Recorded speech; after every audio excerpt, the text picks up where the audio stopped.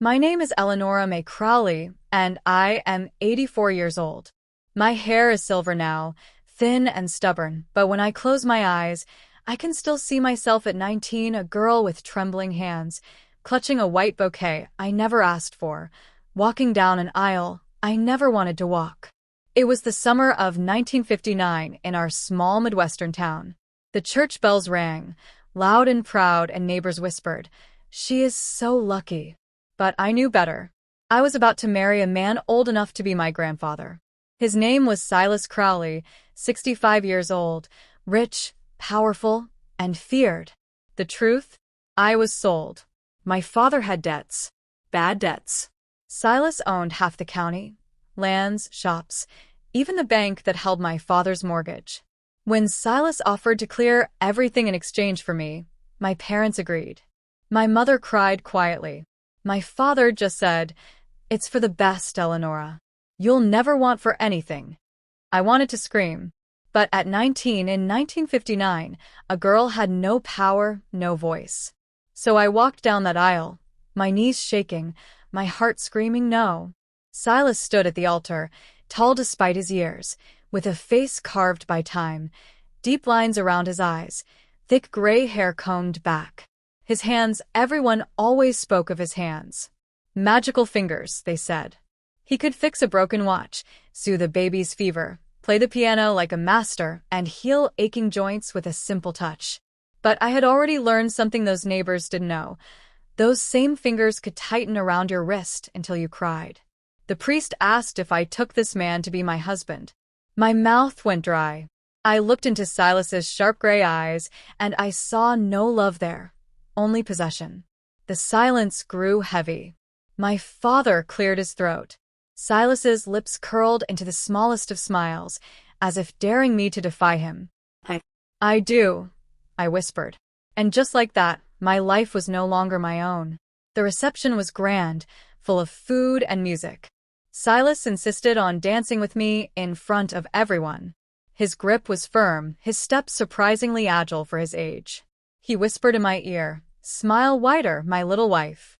They all envy you. They wish they could be in your shoes." I wanted to laugh at the cruelty of it. My friends, the girls I grew up with, looked at me with jealousy. They thought I had escaped poverty, married wealth, and secured my future. But they didn't see the invisible chains around my neck. That night, after the last guest left, Silas led me into his grand house. Our house now, though it never felt like mine. Every room smelled of polished wood and cigar smoke. Portraits of stern Crowley ancestors glared down from the walls. I felt like prey stepping into a lion's den. In the master bedroom, he sat on the edge of the bed, his hands folded. "You're mine now, Eleonora," he said softly. "And I always take care of what is mine." He lifted his hand and traced my cheek with those famous fingers. They were warm, steady, but I shivered. That night, I learned what it meant to belong to Silas Crowley. His touch was skilled, deliberate, almost frightening in its precision. He knew how to make the body obey, but there was no love, only power. I closed my eyes, praying it would end quickly. The weeks that followed felt like a blur. I was no longer a daughter, no longer free. I was Mrs. Crowley, the young bride everyone gossiped about. Women in town envied my dresses, my carriage rides, my fine jewelry. Men envied Silas for his virility, as they whispered. No one asked me what I wanted. Silas controlled everything, what I wore, who I spoke to, even how I smiled in public. "People must believe we are perfect," he said. His fingers were always on my back, guiding me, pressing me forward, reminding me he was always there. But behind closed doors, the mask slipped. His fingers that healed others could bruise me. His voice, calm in public, turned sharp and commanding. I lived in constant fear, but also confusion because sometimes, just sometimes, he showed kindness. He would play the piano at night, filling the house with music so beautiful it made me cry. He would fix a broken necklace of mine with those hands, as gentle as a father. And yet, I could never trust him. One night, while cleaning his study, I opened a drawer I wasn't supposed to. Inside were letters, neatly tied with string. Curiosity burned in me. I opened one. The letter was from a woman, written decades earlier. She spoke of Silas's healing touch, of how his hands had saved her from pain, of how she owed him her life. But the last line chilled me. You promised no one would ever know what else your hands have done.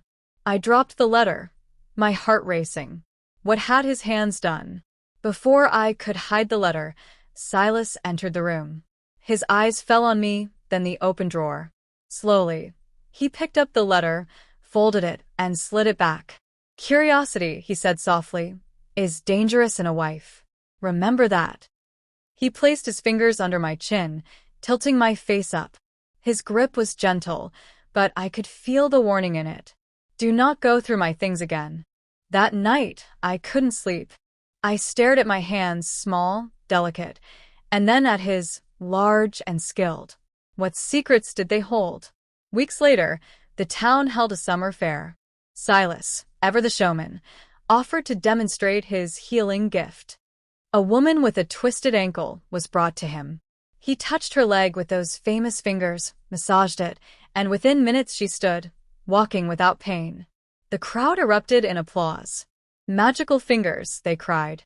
God blessed him. I stood beside him, smiling as always, but my heart twisted. I alone knew those fingers were both miracle and curse. That night, after the fair, Silas whispered in my ear as he led me home, "They see only the good. They will never believe you if you speak otherwise." His hand tightened around mine, but I was already planning, already wondering how long I could survive like this.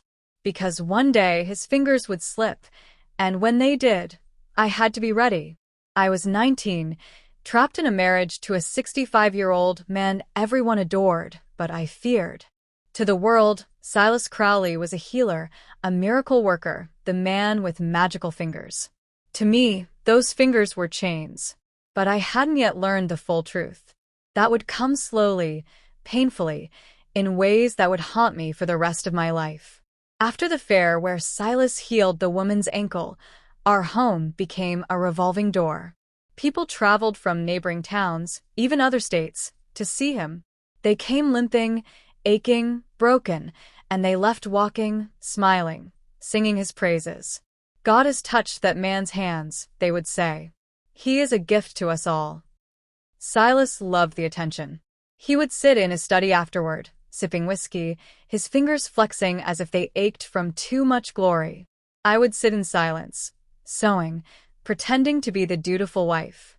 But I began to notice something strange. Not every person left healed. Some left confused, still hurting. But they never spoke against him. They left with smiles plastered on their faces, insisting they felt better, even when their limp remained. Why? What power did he hold over them?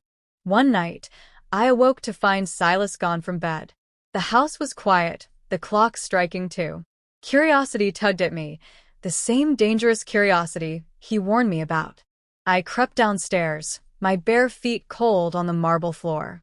The light under his study door glowed faintly. I pushed it open just enough to see. Silas sat at his desk, a woman in front of him.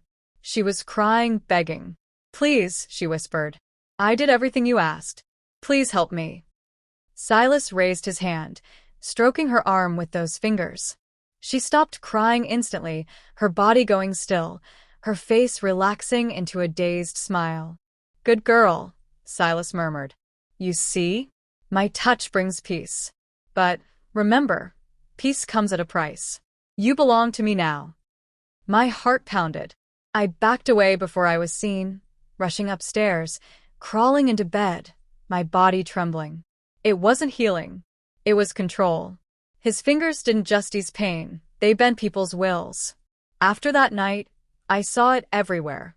When Silas touched someone, their eyes glazed, their voice softened, their obedience sharpened. He touched neighbors, servants, even my own parents when they visited. My father, once strong-willed, grew quiet around Silas, nodding at every word. My mother avoided his eyes, her hands shaking as she clutched her rosary. And me? I was his masterpiece. At meals, if I dared to frown, his hand brushed mine, and suddenly I was smiling again, even against my will. If I tried to argue, his fingers grazed my shoulder, and the fight melted from me. It was like he reached into my very mind and rewired it with his touch. I felt like a puppet, strings tied to his fingertips. One stormy afternoon, Silas left on business, locking his study. But he forgot something. He left the key in his jacket. I shouldn't have. God knows I shouldn't. But the moment I found that key, I knew I had to see what else he was hiding. The study smelled of whiskey and old books. I opened drawers, cabinets searching. And then, behind a shelf, I found a small wooden box. Inside were journals, filled with neat handwriting. I flipped through one. The entries dated back decades. My fingers are stronger now. I can calm beasts, bend men, silence women. The power grows the more I use it. Another entry. They worship me. Fools. They think I heal, but I control. Soon no one in this town will resist me. My blood ran cold. These weren't just the musings of an old man. This was his doctrine. His plan. And then, tucked in the back, I found photographs. Women. Young women. Their eyes dazed, their smiles unnatural. Some of them I recognized. Neighbors, teachers, even my childhood friend Ruth. I clutched the photos, my stomach twisting. Ruth disappeared 2 years ago. They said she ran off with a traveling salesman. But now I knew she hadn't left willingly. Looking through my things again, little wife? I froze. Silas stood in the doorway. I hadn't even heard him return. He moved slowly, calmly, but his eyes burned. You read too much, Eleonora. Curiosity will ruin you. He reached out, fingers brushing my cheek. My will faltered instantly, my knees weakening. My body wanted to resist, but my mind bent. No, I whispered. Yes, he said firmly. You will forget what you read. You will smile, laugh, and serve me. That is your purpose. But deep inside, a tiny spark of resistance remained. His power worked on my body, but not on my soul. I knew now what he was. And I swore to myself, one day, I would expose him. Weeks later, Silas hosted a grand dinner party. Important men came, bankers, politicians, doctors. I sat at the end of the table, silent, watching. As dessert was served, Silas stood, raising his hand. He placed it on the shoulder of a judge sitting beside him. Within seconds, the judge's eyes glazed, his laughter louder, his agreement with Silas absolute. The entire table soon followed, touched one by one, their wills dissolving. I realized then, Silas wasn't just a husband with power over me. He was building an empire of obedience, one touch at a time. And I was the only one who knew the truth. My darlings, if you thought marrying him was the worst of it, you are wrong. In the next chapter, you'll see how his magical fingers weren't just a gift, they were a weapon. Stay with me, subscribe, and give this story a like. Because my life was about to spiral into something even darker. My name is Eleonora May Crowley, and by the time I turned 20, I had already lived a lifetime inside those tall brick walls that Silas called home. From the outside, our mansion was a symbol of wealth, a grand house with pillars, white roses blooming in the garden, and a porch where Silas would sit like a king while neighbors waved and whispered about his blessings. But inside, behind those heavy oak doors, life was nothing like the fairy tales they imagined. It was a prison with velvet curtains. To the world, I was the lucky young bride, dressed in silk, my fingers covered with gold rings. Women in town admired me, whispering how I had caught the richest man around. Men shook Silas's hand and envied his strength at his age. Children waved at our carriage when we passed. And Silas loved every second of it. He performed his role flawlessly, the charming older husband, the miracle healer, the man whose magical fingers could mend the broken. He smiled wide in public, his laugh warm, his words dripping with wisdom. But when the doors closed and the curtains were drawn, his smile disappeared. His voice sharpened. His fingers no longer healed, they commanded. Silas's rules were endless. I had to rise before dawn and join him for breakfast, even if I hadn't slept. I had to dress in the clothes he picked for me. My hair had to be neat, pinned just so, because a Crowley woman must look perfect. I wasn't allowed to visit my family without him, and my friends stopped coming altogether. If I disobeyed, even in small things, if I wore the wrong dress, if I answered too slowly, if I looked at him with hesitation, his hand would find mine, his fingers pressing down until I felt that strange fog in my head, that loss of control. He didn't have to shout. He didn't have to beat me. His power was quieter, more terrifying. And the worst part? Everyone else thought he was gentle. They saw him smile at me, touch my hand in public, whisper in my ear, and they thought it was love. They didn't know those touches were chains, pulling me deeper into silence. Yet, some nights, he played the piano. Silas had an old black piano in the parlor, its keys polished, its sound rich and deep.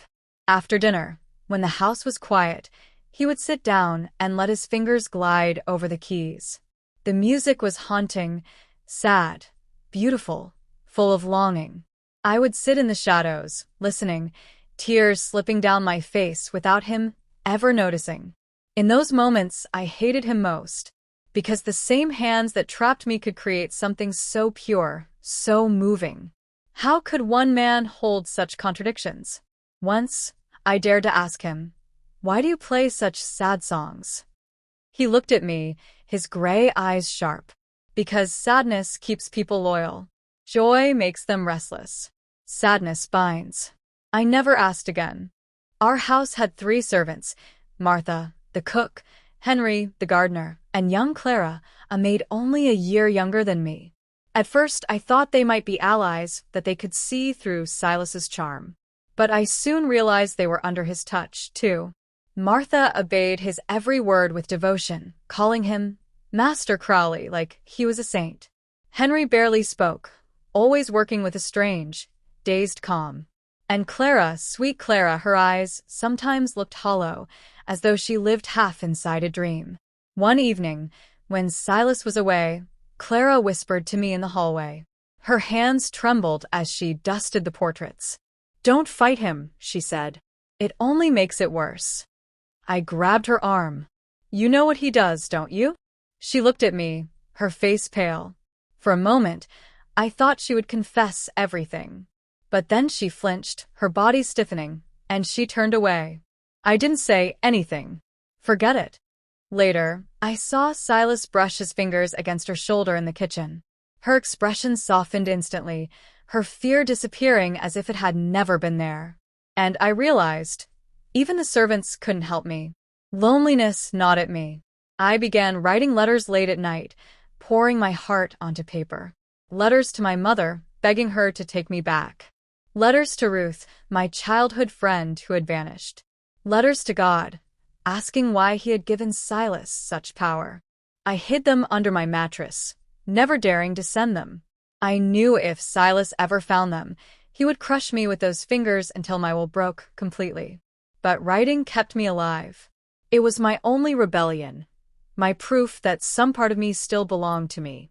One autumn evening, Silas hosted another dinner, this time larger than before. Important men came, judges, bankers, even the mayor. Their wives followed, smiling, gossiping, dressed in velvet. Silas charmed them all.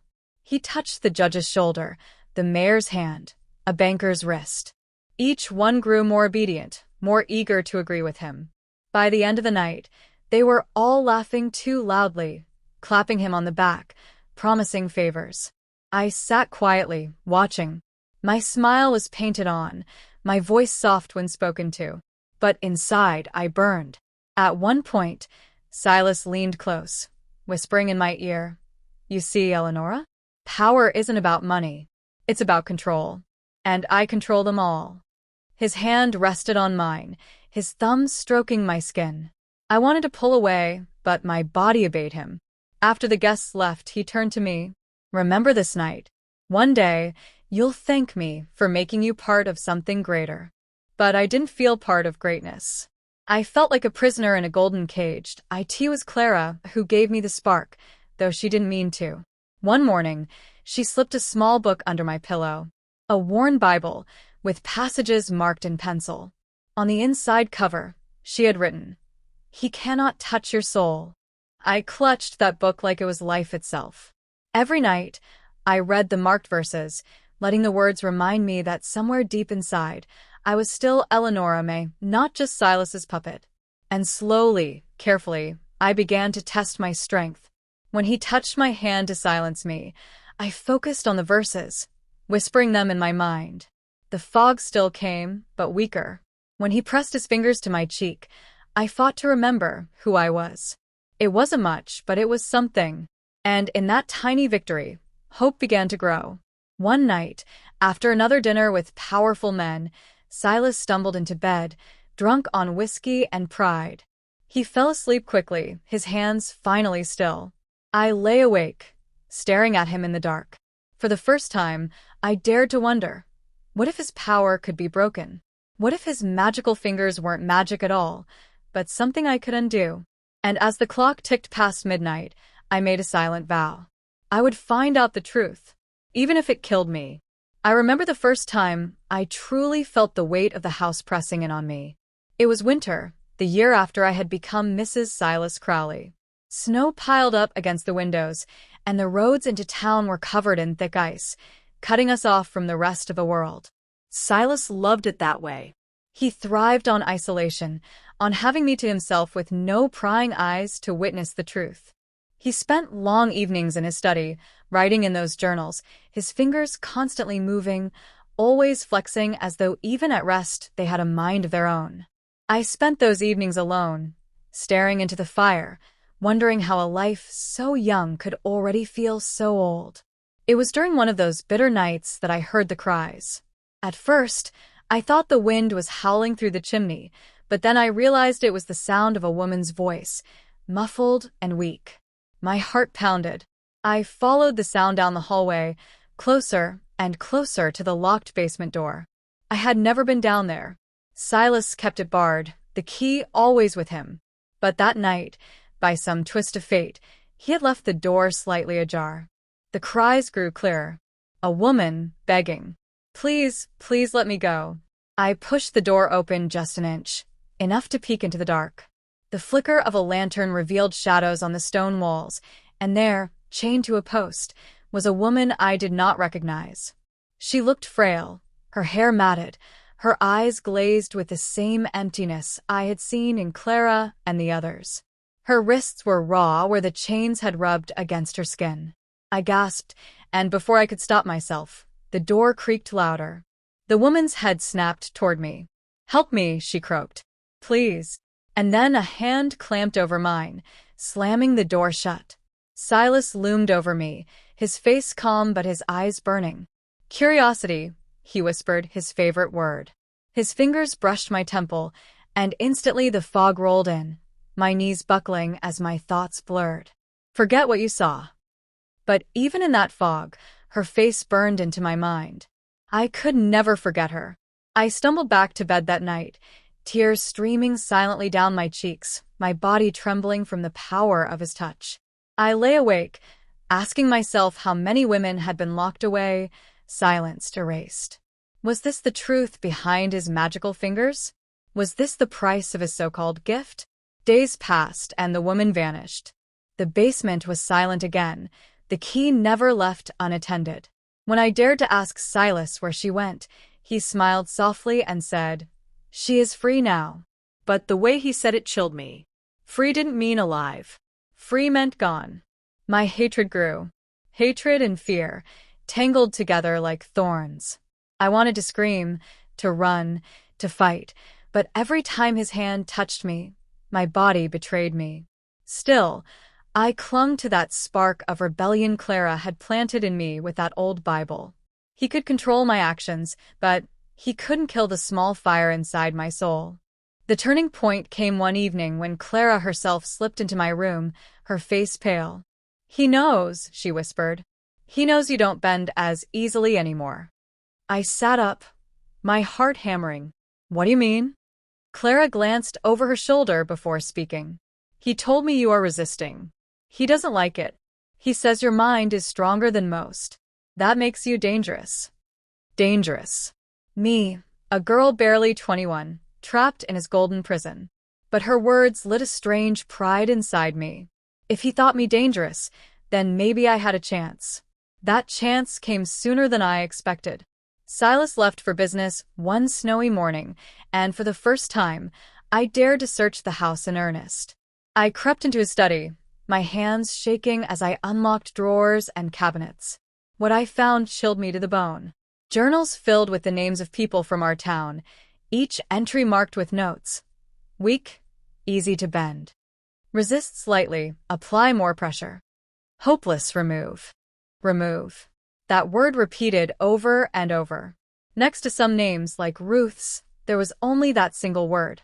My friend hadn't run away. She had been removed. I found boxes of trinkets, too, lockets, handkerchiefs, photographs, belongings of women I recognized, women who had disappeared without a trace.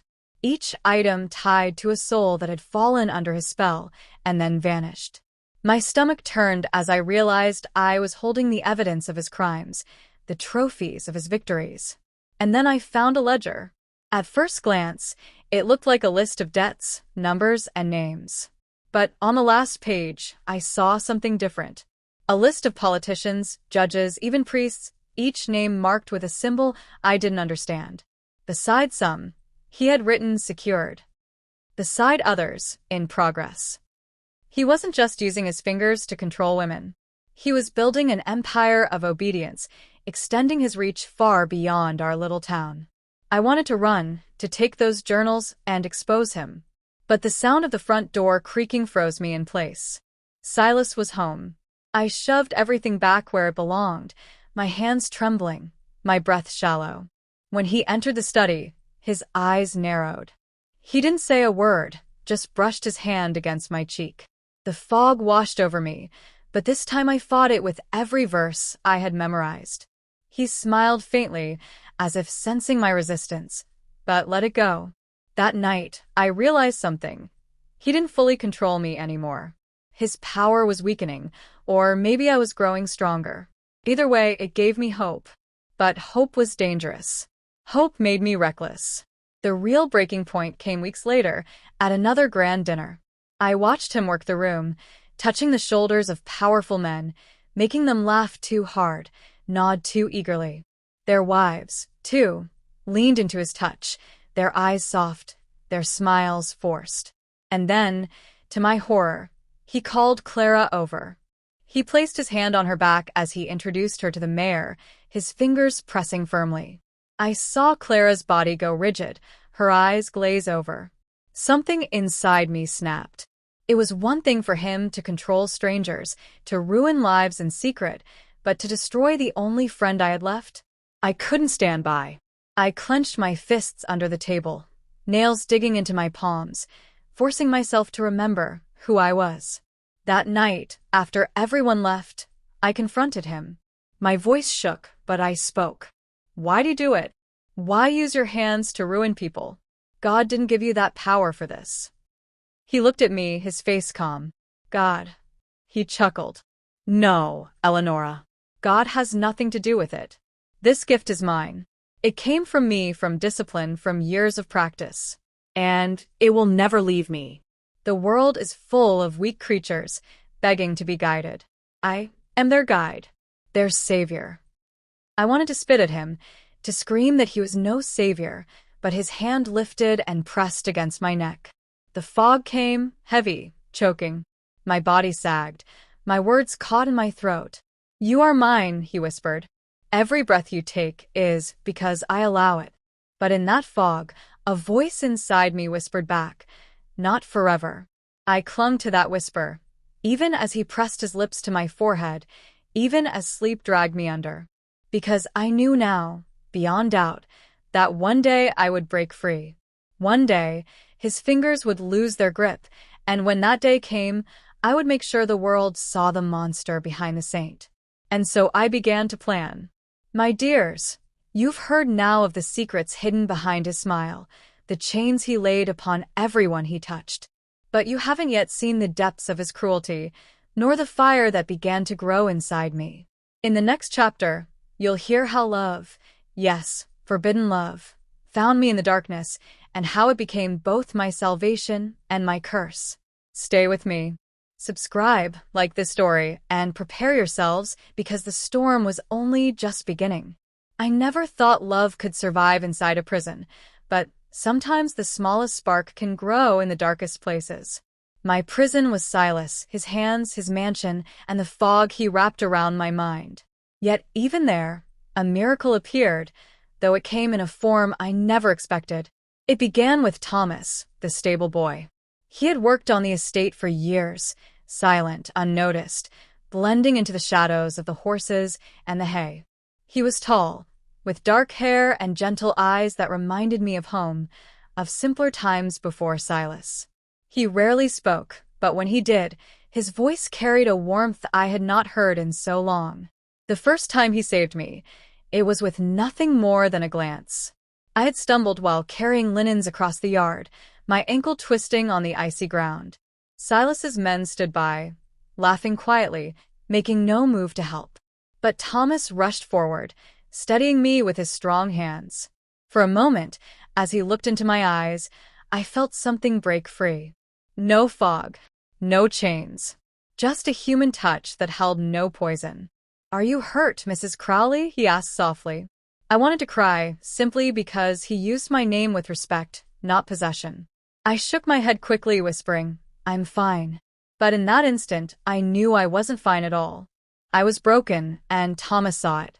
Days passed, and I found myself lingering near the stables, inventing excuses to check on the horses, to breathe the air that smelled of hay and freedom, to see him again.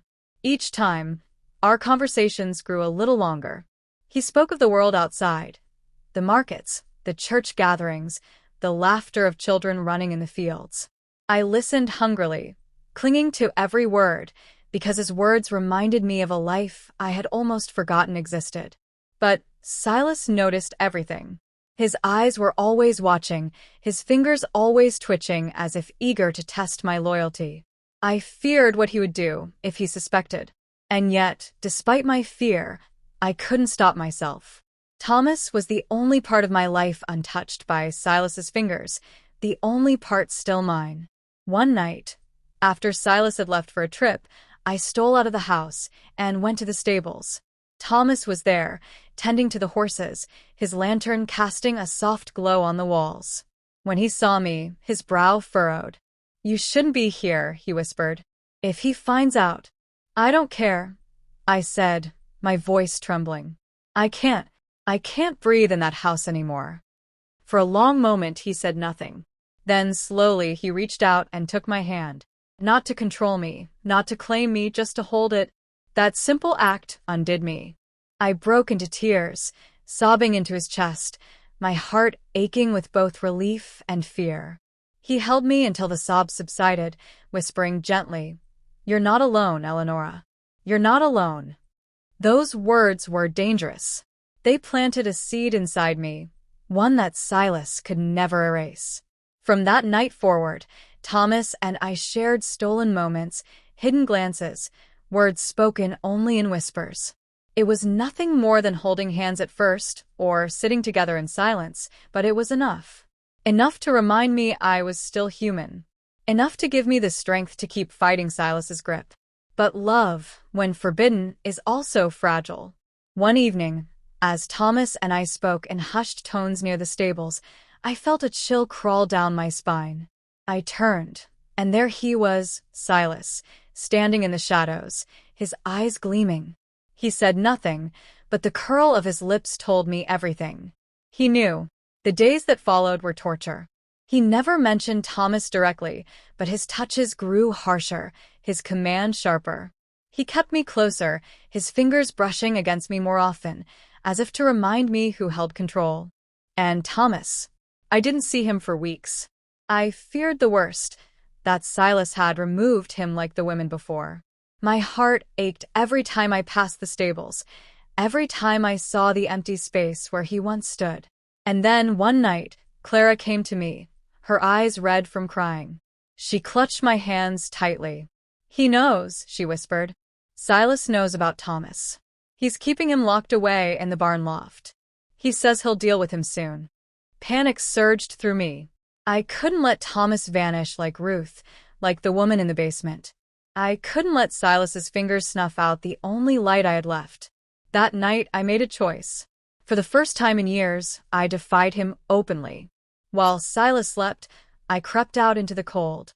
My heart thundered as I pushed open the barn door. The smell of hay and horses wrapped around me, and there, tied and bruised, was Thomas. His face lit up when he saw me. "Eleonora," he whispered, his voice hoarse. I rushed to him, fumbling with the ropes. "I'm going to get you out," I whispered fiercely. But before I could untie the last knot, a voice spoke behind me. "Smooth, calm, deadly." "Going somewhere?" Silas stood in the doorway, his shadow long against the lantern light. His fingers flexed slowly, like a predator savoring the moment before the kill. I froze, my body trembling. Thomas tried to shield me. Though bound as he was, he could barely move. "Let her go," he spat. "She's not yours." Silas chuckled, stepping closer. "Not mine?" "Oh, Thomas. Everything she is, every breath she takes, belongs to me. You thought you could steal what I own." His hand shot forward, seizing my arm. The fog rushed in, thick and suffocating. I struggled, fighting with every verse I had memorized, every ounce of will I could summon. "Don't listen to him," Thomas cried. "Fight it, Eleonora. Fight." Through the haze, I heard him, and for the first time, I felt the fog crack. Just a sliver, but enough. Enough to whisper one word through clenched teeth. "No." Silas's eyes widened in fury. His grip tightened, his other hand reaching toward Thomas. I knew what that meant. If he touched him, Thomas would be gone forever. With a desperate cry, I bit down hard on Silas's wrist. He roared in pain, jerking back. The fog shattered. My body was mine again. I lunged forward, grabbing a pitchfork from the wall, and planted myself between Silas and Thomas. "Stay away from him," I spat, my voice shaking but strong. For a long moment, Silas simply stared at me, his chest heaving. Then slowly he smiled. "Very well. Keep your little stable boy, for now. But remember this, Eleonora, everything you love, I can take away. Everything." And with that, he turned and walked out, his laughter echoing through the night. Thomas collapsed against the post, breathing hard. I rushed to free him completely, my hands trembling. When the last rope fell, he pulled me into his arms, holding me as though he would never let go. "You fought him," he whispered in awe. "You actually fought him." I buried my face in his chest, tears streaming down my cheeks. "For you," I whispered. "For us." But deep inside, I knew the battle had only just begun. Silas had let us live that night, but not out of mercy. No, he was playing a game, a cruel game he always won. And I feared the price of our love would be higher than I could bear. Still, I clung to Thomas, because in his arms I found the one thing Silas could never give me. Hope. Silas had always been a man who thrived on control, but after that night in the barn, his silence was more terrifying than any shout or slap could have been. He didn't punish me right away. He didn't lock Thomas away again, or drag me into the cellar. Instead, he smiled at me during breakfast, spoke sweetly when the servants were around, and kissed my hand in front of visitors. That smile was poison. It was the calm before a storm, and every moment of his quietness made my skin crawl. I knew him well enough by then to understand. He was planning something. He was waiting, watching, letting me stew in my own fear until he could strike in a way that would shatter me completely. Thomas stayed close to me after that night. I found excuses to visit the stables daily, and whenever Silas was away, we stole hours together. We didn't talk about running yet. There was nowhere to go that Silas's fingers couldn't reach, but we dreamed of it, whispering about towns far away where no one knew our names, where the fog would never touch me again. Those dreams kept me alive, even when I woke each morning to Silas's cold gaze across the breakfast table. But dreams have a way of turning into nightmares when you live under a man like Silas. It began with Clara. She came to me one night, her eyes swollen from crying. She clutched my wrist so hard her nails dug into my skin. "He knows everything," she whispered. "Not just about Thomas. About your letters, your Bible, your thoughts. He told me to tell him if you defied him again. I don't know what to do, Eleonora. I can't stop myself. When he touches me, Her voice broke, and she covered her face, shaking. I pulled her into my arms, my heart breaking. Clara had been under his spell longer than I had, and she had no strength left to resist. She wanted to help me, but she couldn't. Silas had stolen her long ago. That night, I sat awake, holding the Bible she had given me, reading the same verse over and over. He cannot touch your soul. But Silas didn't need my soul. He only needed my body, my love, my hope, everything that made life bearable. The next morning, Thomas was gone. I rushed to the stables, calling his name, my voice cracking. The horses stirred nervously, sensing my panic, but there was no sign of him. The ropes were gone, the lanterns put out. Only silence remained. I ran to Clara, grabbing her shoulders. "Where is he? What did Silas do?" She sobbed, shaking her head. "I don't know. I swear I don't know. He left before dawn." Silas woke him. I collapsed against the wall, my breath leaving me in shallow gasps. It was happening again. Just like Ruth. Just like the woman in the basement. Silas was erasing him. I confronted Silas that night at dinner. It was reckless, but fear and rage consumed me. "Where is Thomas?" I demanded, my voice trembling but loud enough to echo through the dining hall. Silas paused, setting down his silverware with deliberate calm. He dabbed his mouth with a napkin, then looked at me with those sharp, gray eyes. "Thomas is no longer your concern, my dear." My hands clenched into fists. "What did you do to him?" He leaned back in his chair, a cruel smile tugging at his lips. "I protected you. Stable boys don't love women like you. They use them. They leave them. I couldn't allow you to be humiliated. So I relocated him." "Where?" My voice cracked. "Alive or dead, Eleonora?" He tilted his head. "Which answer would hurt you more? Because whichever it is, that's the truth." I lunged at him, my fury breaking free, but before I could even touch him, his fingers caught my wrist. The fog slammed into me, choking me, drowning me in that awful numbness. My knees buckled, and I collapsed to the floor.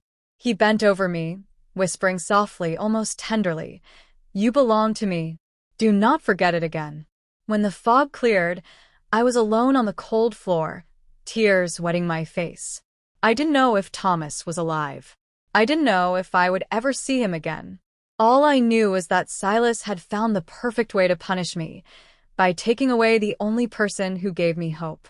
Days turned into weeks.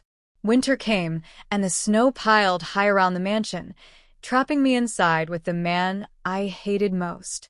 I walked the halls like a ghost, silent, my hands shaking whenever he entered the room. He touched me more often then, not with affection, but with ownership, reminding me of his power.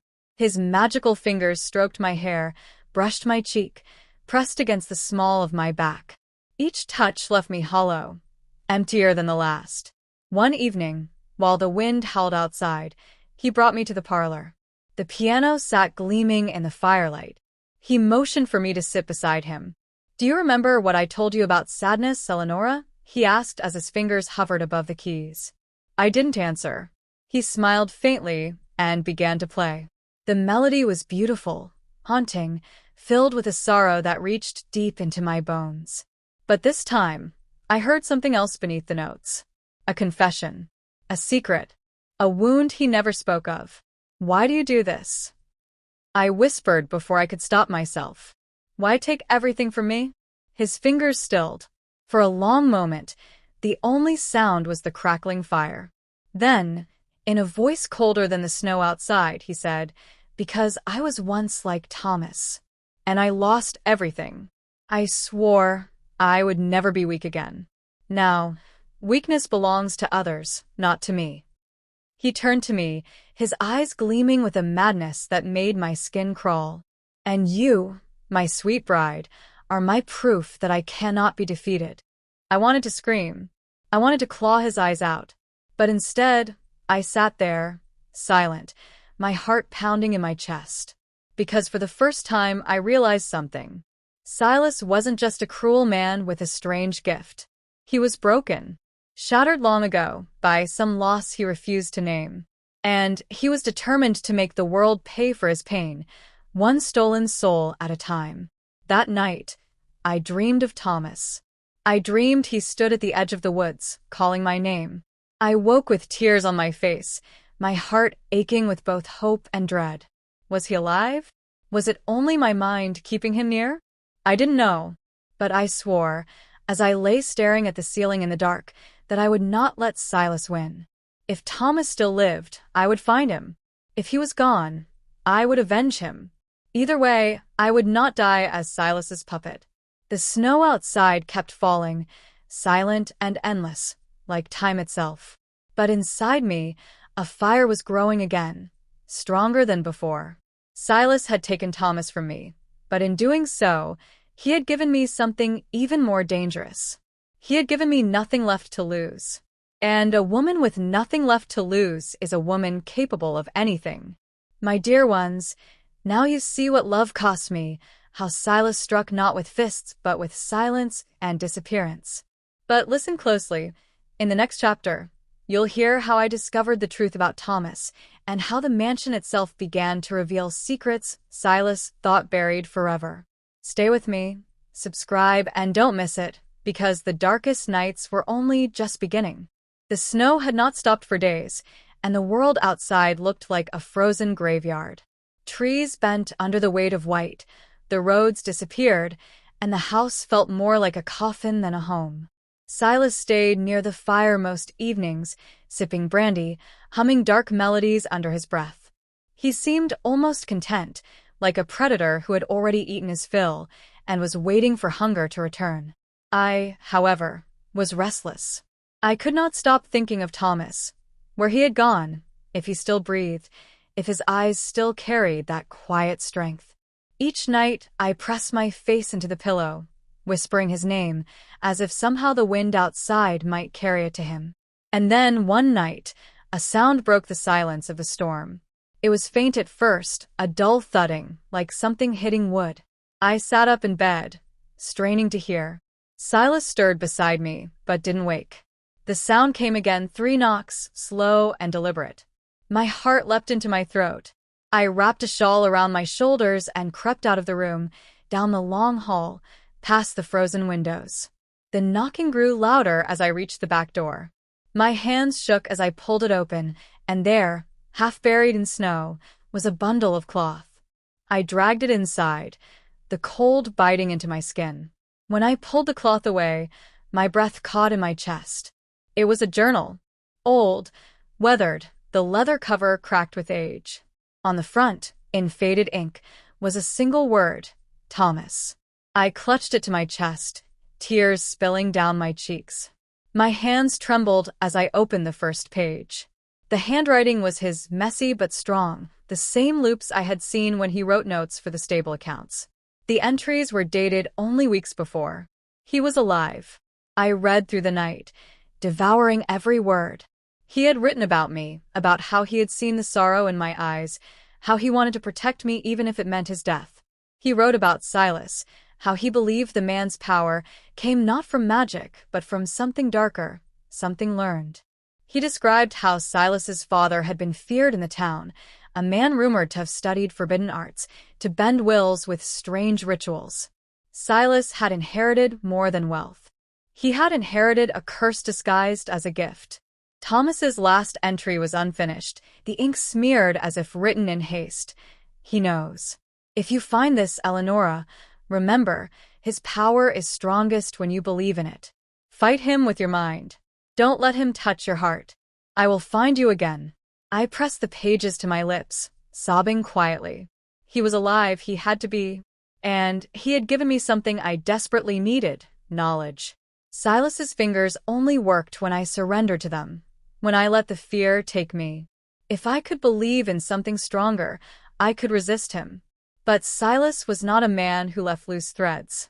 If Thomas was still writing, still resisting, then Silas would not stop until he erased him completely. The next day, I searched the house for more clues. While Silas drank with the mayor in the parlor, I crept into his study. The room smelled of tobacco and leather, the shelves lined with books too old and strange for me to understand.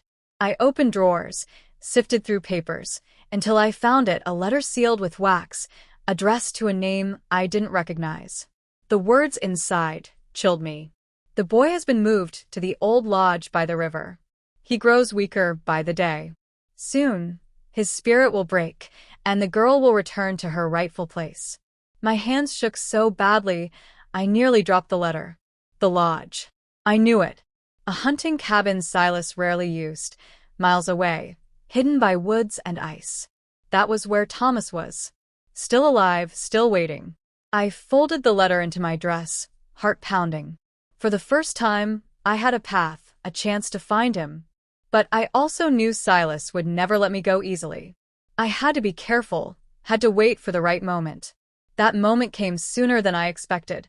2 nights later, Silas held another gathering, inviting his circle of powerful men. They drank and laughed, oblivious to the storm still raging outside. I sat beside him, my smile painted on, my body numb. But inside, my mind raced. When their voices grew loud, when their cups spilled with too much wine, I slipped away. I ran through the snow, the letter pressed to my chest, the wind clawing at my face. My lungs burned, my legs shook, but I didn't stop. The woods were endless, the river frozen solid, but I found it, the lodge, a dark shape against the white. I pushed the door open, my heart hammering. Inside, the air was bitter cold, the fire long dead. And there, chained to a post, his face pale, his body weak, was Thomas. "Eleonora," he whispered, his eyes lighting up despite the bruises on his face. I fell to my knees beside him, fumbling with the chains. "I found you," I sobbed. I thought he had. "I knew you would come," he whispered, his hand trembling as it touched my cheek. But before I could free him, a voice cut through the silence. Smooth. Familiar. Deadly. "You always did underestimate me, my dear." Silas stood in the doorway, his coat dusted with snow, his eyes gleaming with triumph. He stepped inside, closing the door behind him. His fingers flexed, eager, hungry. "You think love makes you strong, Eleonora," he sneered. "It makes you weak. Watch how easily I break him in front of you." He lunged toward Thomas, his hand outstretched. And in that moment, something inside me snapped. I threw myself between them, my arms wide, my voice shaking but strong. "No." The fog rushed toward me, but this time, I fought it with everything Thomas had written, everything Clara had whispered, everything my soul still held. "He cannot touch your soul. His power is only as strong as your fear." I screamed the words in my mind, over and over, until the fog cracked, shattered, vanished. For the first time, I looked into Silas's eyes and felt nothing.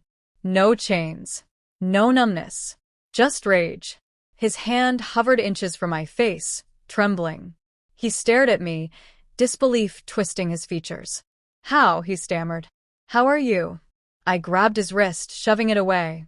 "You don't owe me anymore, Silas. You never did." For the first time, I saw fear in his eyes. Real fear. Thomas, still bound but with fire in his gaze, whispered hoarsely, "Finish it, Eleonora." And I knew. The truth about Thomas wasn't just that he had survived. The truth was that he had given me the strength to survive, too. I turned back to Silas, my hands shaking but steady enough to fight. And in that snowy lodge, with the storm raging outside, the battle for my soul truly began. The storm outside roared as if the heavens themselves wanted to drown the earth, but inside the hunting lodge, silence pressed against us like a suffocating hand. Silas's breath came in slow, sharp pulls, his fingers twitching as though they itched for my mind. Thomas strained against his chains, his voice ragged but alive, urging me not to falter. For the first time in years, I stood in front of Silas without trembling. The fog that had always stolen my will was gone, broken like shattered glass. My fear had turned into something harder, sharper, rage. "You think you've broken free?" Silas sneered, his voice like poison honey. "You're nothing without me. You were born to be mine. I have carved myself into your bones. Even now, you stand here because I allow it." "No," I said, my voice stronger than I thought possible. "I stand here because of Thomas, because of Clara, because of every piece of myself you tried to bury. And tonight, Silas, I will dig myself out of your grave." His eyes darkened, his smile twisting. Then he moved. It wasn't human, the way he moved. He crossed the room in a blur, faster than a man should be able. His hand shot toward my face, but I ducked, the cold air whipping against my cheek as his fingers sliced through it. I stumbled, but I did not fall. My hands found a piece of broken wood from the fire pit, jagged and sharp, and I held it like a weapon. "You think love will save you?" Silas laughed, circling me. "Love is the chain that drags you to your death." Thomas shouted, his voice cracking. "Don't listen. He feeds on fear, Eleonora. Stand firm." And I did. Silas lunged again, his hand grazing my arm. For a heartbeat, the fog tried to creep in, the familiar numbness, the hollow quiet, but I slammed the door of my mind shut, filling it with Thomas's words. "His power is strongest when you believe in it." I refused to believe. The fog recoiled, snapping back into Silas, like smoke retreating to its master. His face twisted, sweat glistening on his brow. He was weakening. "Impossible," he whispered. "No one resists me, not even my own blood." That word struck me like a knife. Blood. "What do you mean?" I demanded. His smile was cruel. "Did you think you were chosen by chance, little dove? That I simply stumbled upon a pretty face to torment? No. You were bound to me long before you drew breath. Your mother was mine before she belonged to your father. I marked her, and through her, I marked you. You are mine by blood." The world spun, nausea rising in my throat. My knees nearly gave way. "You lie," I whispered. He stepped closer, his eyes glowing with triumph. "Look inside yourself. Why do you think you were so easily bent? Why do you think the fog came to you like a cradle instead of a curse? Because it was born with you, passed from her womb to yours. You are mine, Eleonora, in flesh and spirit." Thomas roared, his chains clattering. Don't you dare believe him. Tears burned my eyes, my chest heaving. Could it be true? Was my soul bound to this monster by blood? But then, I remembered Clara's words in the kitchen, whispered over my shaking hands. "He cannot touch your soul. He can only trick your mind." If Silas had truly owned me by blood, why would he need his cursed fingers? Why would he spend years weaving fog instead of commanding me outright? No. He lied. He twisted truth into chains. That was his way. "You almost had me," I said, straightening, lifting the jagged wood higher. "But I don't belong to you, Silas. Not by blood. Not by soul. You own nothing but your own rot." His face contorted in fury. With a roar, he launched himself at me, faster, harder, his hand aiming straight for my throat. I ducked, rolled, and drove the jagged wood into his side. He screamed, a sound that split the night, half human, half beast. Black blood spilled, thick and foul, staining the snow-covered floor. He staggered back, eyes blazing. "You dare wound me?" I stood taller, though my whole body shook. "I dare to end you." With a growl, he turned toward Thomas. My heart lurched as he raised his hand, dark energy swirling like smoke around his fingers. "No!" I screamed, hurling myself at him. I slammed into his chest with all the strength left in me. We crashed into the wall, the lodge trembling with the impact. For a moment, the fight became a blur of fists, wood, and fury. He struck me across the face, stars exploding in my vision, but I did not fall. I clawed, bit, screamed, the years of silence pouring out of me in a storm of defiance. And then something shifted. The storm outside seemed to push into the room, the wind howling through the cracks. The fire pit blazed to life, though no match had touched it. It was as if the world itself had joined the battle, siding with me, with Thomas, with freedom. Silas's power wavered. His strikes grew weaker, his face pale, his breath ragged. For the first time, I saw not a monster, but a man. A broken man clinging to a stolen crown. Thomas's voice cut through the chaos. "Eleonora." The chains. I turned. The key to Thomas's bonds dangled from Silas's belt. With one desperate move, I tore it free and scrambled to Thomas. My hands fumbled, shaking, but the lock clicked open. The chains fell with a crash. Thomas stood, weak but burning with fury. His hand wrapped around mine. For the first time, we stood side by side against Silas. The monster roared, his voice shaking the walls. "You think you can defeat me together? You are children fighting a god." But he was wrong. We were not children anymore. We were survivors. Together, we advanced. Every step we took, he stumbled back. The lodge seemed to shrink, his power curling in on itself. He lashed out, his fingers reaching, but I no longer felt fear. I no longer gave him permission. "Your reign ends tonight," Thomas growled. And then, together, we drove the jagged wood deep into Silas's chest. He let out a sound I will never forget, a scream that shook the storm itself. His eyes widened, his mouth gaped, and black fire burst from the wound. His body convulsed, twisting, shrinking, until he collapsed onto the snow-covered floor, still and silent. The room was quiet, except for our breathing. The storm outside began to calm, the howling wind fading into a gentle hush. I fell to my knees, sobbing, Thomas's arms wrapping around me. We had won. After years of torment, after endless nights of silence, we had won. But as I pressed my face into his chest, I felt it, his heart, beating fast, then slower, then weaker. I pulled back, my eyes wide with terror. His skin was pale, his lips trembling. "Thomas," I whispered.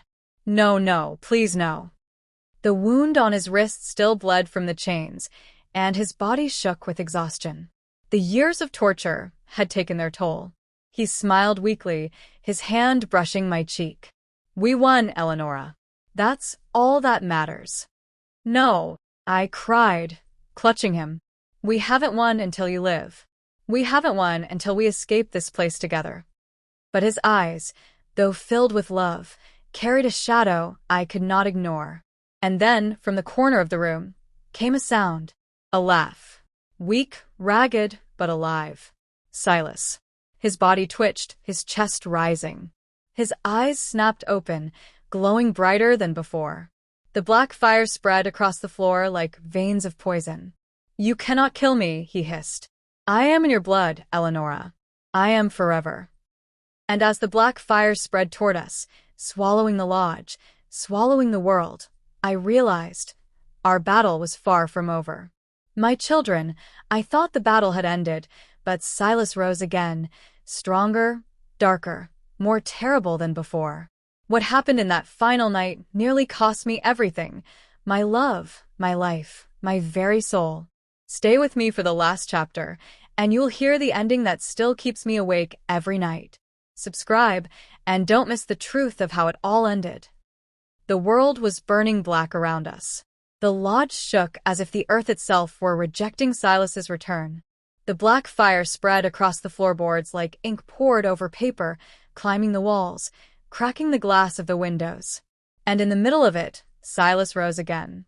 His body was no longer fully human. His skin split in places, leaking shadows instead of blood. His eyes glowed like two burning coals, his fingers twitching like the claws of a predator. He was no longer my husband, no longer a man. He was something older, something hungrier. "You thought you had won," he rasped, his voice echoing like 100 whispers layered together. "You thought love could unmake me. Foolish girl. I am eternal." I am the shadow behind every heart, the whisper in every silence. You cannot kill me, because I am already inside you. Thomas struggled to his feet beside me, still weak, but standing tall. His hand slipped into mine. The warmth of his touch was faint, but it was enough. We stood shoulder to shoulder, facing the monster that had ruined both our lives. I could hardly breathe. My chest heaved with terror, yet something inside me pushed me forward. For the first time in my life, I understood that fear did not mean weakness. Fear was fuel, sharp and alive. Then if you live inside me, I said, my voice breaking but strong, I will burn you out. Silas laughed, the sound cracking the walls. He raised his hand, and the black fire surged toward us like a wave. I braced myself, but Thomas stepped forward, his body shielding mine. The fire struck him. He cried out, his skin searing, but he did not fall. He held firm, absorbing the blow with a strength I didn't know he had left. No, I screamed, reaching for him, but he pushed me back. His eyes locked on mine. This is my fight too, he said, his voice hoarse. If we both fall, let it be side by side. I could not let that happen. I would not let Silas steal him from me as he had stolen my youth, my peace, my very soul. I closed my eyes, and in the darkness, I remembered every moment of my life with Silas. The wedding veil that felt like a shroud. The first time his fingers wrapped around my mind. The years of silence, the fog, the emptiness. I remembered Clara's trembling hands on mine, whispering that I was not alone. I remembered Thomas's voice through the walls, telling me to fight, to hold on. And I remembered myself, the girl I had been before Silas. The girl with dreams, with laughter, with a future. She was still there, buried but alive. And she screamed now, louder than the storm. When I opened my eyes, the fire did not scare me. It bent. It twisted away. Silas staggered, his eyes widening. No, no, you cannot. I can, I said. My voice was not just mine anymore. It was Clara's, it was Thomas's, it was every woman who had ever suffered under him.